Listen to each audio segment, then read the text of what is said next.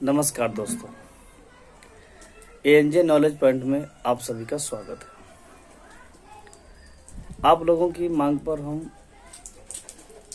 कक्षा 10 के विज्ञान विषय में जीव विज्ञान के में एक टॉपिक है जैविक प्रक्रम यानी कि लाइफ प्रोसेस।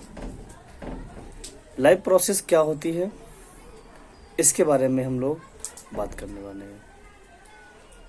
लाइफ प्रोसेस मतलब अब लाइफ क्या है, सबसे पहले समझते हैं कि लाइफ क्या है। यानी कि कहते हैं कि प्रत्येक जीवधारी को एक जीवित मशीन कहा गया है। क्या कहा गया है कि प्रत्येक जीवधारी को एक जीवित मशीन कहा गया है। यहाँ पे जो जीवित शब्द है इस पर विशेष महत्व दिया जाता है, क्योंकि हम जानते हैं कि जो मशीन होती है वो आपके जीवित नहीं होती है, और यहाँ पे क्या कहा गया, जीवित मशीन कहा गया है। तो जीवन क्या है, व्हाट इज द लाइफ, जीवन क्या है। यह कह सकते हैं जीवित और अजीवित किसे कहते हैं, क्या अंतर है दोनों में। जीवित और अजीवित को पहचानना बहुत सरल है और बहुत जटिल भी। हम अपने आसपास जंतुओं को क्रियाएं करते हुए दौड़ते, उड़ते, बैठते, ठीक है, भागते, उछलते, कूदते देखते रहते हैं, और हम कोई भी व्यक्ति इन क्रियाओं को देख करके बता सकता है कि कौन वस्तु जीवित है, कौन वस्तु जीवित नहीं है। ठीक है। जंतुओं की प्रेक्षणिक गति यानी कि ऑब्जर्वेटिव मोमेंट्स, चलन यानी कि लोकोमोशन, और पौधों में वृद्धि, इन सभी क्रियाओं को देखकर हम आसानी से जीवित और अजीवित में पहचान या डिफरेंस अंतर कर सकते हैं। लेकिन कुछ पौधे ऐसे होते हैं कि जिनमें स्पष्ट वृद्धि या गति दिखाई नहीं पड़ती है। ठीक इसी प्रकार कुछ जंतु भी ऐसे होते हैं कि जिनमें जो सांस लेने की गति इतनी धीमी होती है कि जिनको हम देख नहीं सकते हैं। तो उनमें जीवित और अजीवित का पहचान कैसे कर सकते हैं, क्या वो जीवित नहीं है, वो बिल्कुल जीवित है। तो जीवित और अजीवित का पहचान सिर्फ हम बाह्य लक्षणों के आधार पर ही नहीं कर सकते हैं, ठीक है, अतः बाहर दिखाई देने वाली गतिविधियों को देखकर ही हम जीवित और अजीवित का अनुमान नहीं लगा सकते हैं। यह जीवन को परिभाषित करने के लिए पर्याप्त लक्षण नहीं है कि सिर्फ उनके हम बाहरी लक्षणों को देखें और ये अनुमान लगा लें कि क्या है कोई वस्तु जीवित है अथवा जीवित नहीं। किसी जीव के शरीर में आंतरिक स्तर पर अणुओं की गतियां होती हैं, जिन्हें हम आंतरिक या अदृश्य गतियां कहते हैं। ये गतियां इतनी अति सूक्ष्म स्तर पर होती हैं कि जिनको हम देख नहीं पाते। क्या होता है, आंतरिक स्तर पर गतियां होती हैं और ये गतियां इतनी अति सूक्ष्म होती हैं कि जिनको हम देख नहीं सकते हैं, ठीक है, जिन्हें आंखों द्वारा देख नहीं सकते हैं। ठीक है, ये गतियां भले ही अति सूक्ष्म हो, दिखाई ना पड़े, लेकिन यह जीवन के लिए अति आवश्यक होती हैं। ये गतियां क्या होती हैं, जीवन के लिए अति आवश्यक होती हैं। इन्हें जीवन के परिभाषित लक्षण के रूप में, इसे जीवन के परिभाषित लक्षण के रूप में देखा जा सकता है। ये गतियां क्यों आवश्यक है।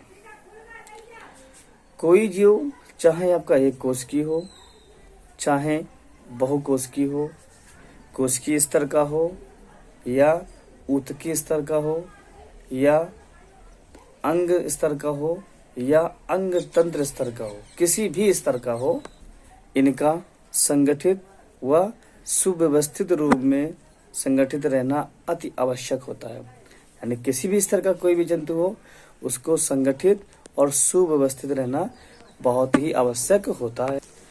वास्तव में सजीव के संगठित एवं सुव्यवस्थित संरचना पर्यावरण के प्रभाव के कारण समय के साथ साथ विघटित होती रहती है। यानी कि समय के साथ साथ क्या होता है, पर्यावरण के कारण ये जो सुव्यवस्थित संरचना वो क्या होती है, वो विघटित होती रहती है।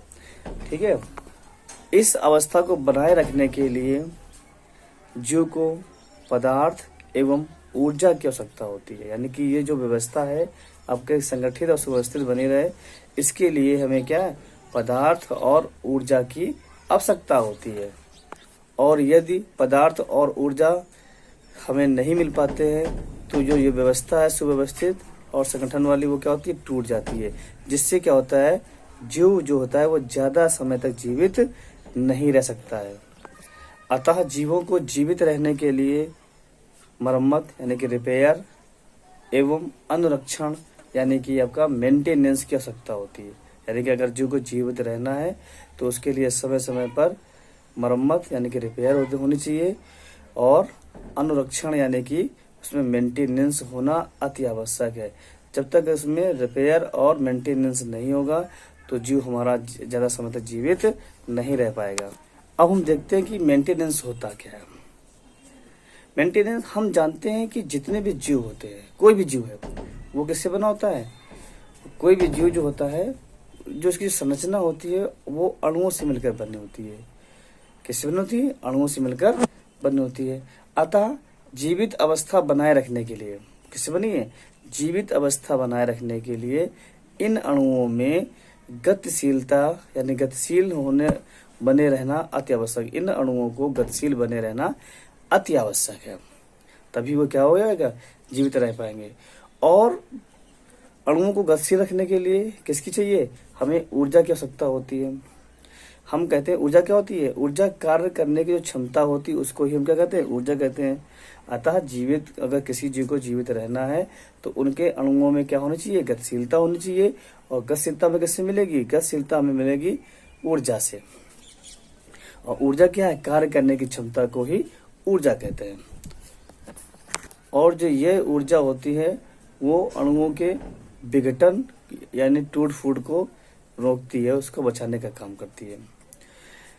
यही ऊर्जा, ये ऊर्जा हमें मिलती कहाँ से, ये ऊर्जा हमें पदार्थों के इनपुट यानी कि उसके आवक और आउटपुट यानी जावक से प्राप्त होता है। यानी कोई पदार्थ जब उस कोशिका के अंदर आता है या जाता है, उससे ही क्या होती है, हमें ऊर्जा मिलती है।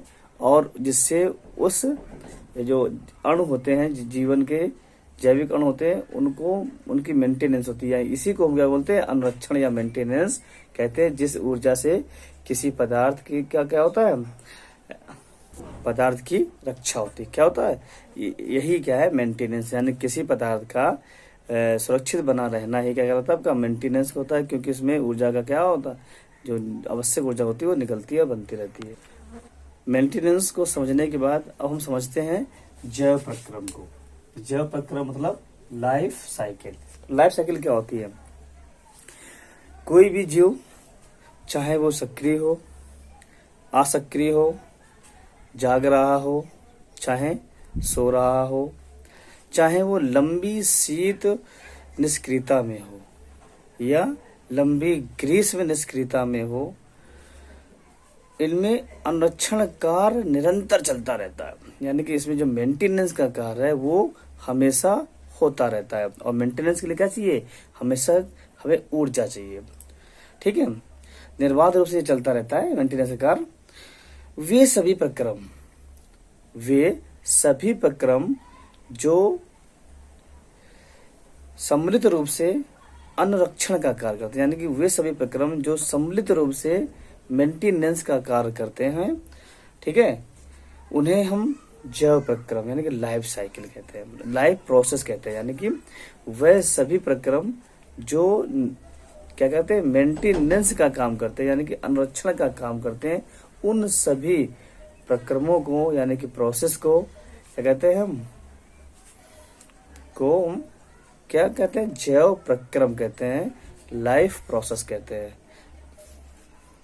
अर्थात जीवों द्वारा किए जाने वाले वे सभी कार्य, अर्थात जीवों द्वारा किए जाने वाले वे सभी मौलिक कार्य जो जीव को संगठित संरचना बनाए रखने के लिए आवश्यक होते हैं, वे सभी कार्यों को क्या कहते हैं, जैव प्रक्रम कहते हैं। इन जैव प्रक्रियाओं को करने के लिए हमें ऊर्जा की आवश्यकता होती है। किसकी आवश्यकता होती है? ऊर्जा की आवश्यकता होती है। ठीक है। और जो ऊर्जा क्या होती है? कार्य करने की क्षमता होती है, ऊर्जा कहते हैं। और ऊर्जा ये जीव के अंदर नहीं पैती है, ये हमारे जो बाहर जो पर्यावरण होता है, जीव को ऊर्जा इन बाह्य पर्यावरण से ही प्राप्त होती है। अर्थात जीवों को जो ऊर्जा मिलेगी वो कहाँ से मिलेगी? बाह्य पर्यावरण से प्राप्त करेगा। अब इस बाह्य पर्यावरण से ऊर्जा को प्राप्त करने की कई सारी विधियां होती हैं। उनमें से एक विधि है आपकी पोषण विधि, जिसे न्यूट्रिशन कहते हैं। और दूसरी विधि है आपकी श्वसन, रेस्पिरेशन। और तीसरी विधि है आपका परिवहन, ट्रांसपोर्टेशन। और अगली विधि है आपका उत्सर्जन, एक्सक्रीशन। इसके बाद होता है आपका उत्तेजनशीलता। यानी कि ये कुछ विधियां हैं। पोषण हो गया आपका, श्वसन हो गया, परिवहन हो गया, और उत्सर्जन हो गया, और क्या कहते हैं? उत्तेजनशीलता। ये कुछ विधियां हैं जो क्या करती हैं? जीव को जीवित रखने के लिए, यानी कि मेंटेनेंस के लिए आवश्यक होती है। और मेंटेनेंस की वजह से ही क्या होता है? जीव जीवित रहता है। तो हम इन सभी विधियों को एक एक करके इसके बारे में समझेंगे। तो आज के लिए सिर्फ इतना ही। कल हम इसकी जो पहली विधि है, पोषण विधि क्या होती है, इसके बारे में बात करेंगे। आशा करते हैं आपको हमारा ये प्रयास अच्छा लगा होगा। यदि आपको अच्छा लगा है तो कमेंट बॉक्स में लिखकर प्रेषित करें। आपको जैसा भी लगा वो सुझाव दें, और हमारे चैनल को शेयर और सब्सक्राइब कर हमारे उत्साह को बढ़ाएं। इसके लिए आप सबका तहे दिल से शुक्रिया करते हुए आज के लिए बस इतना ही। धन्यवाद।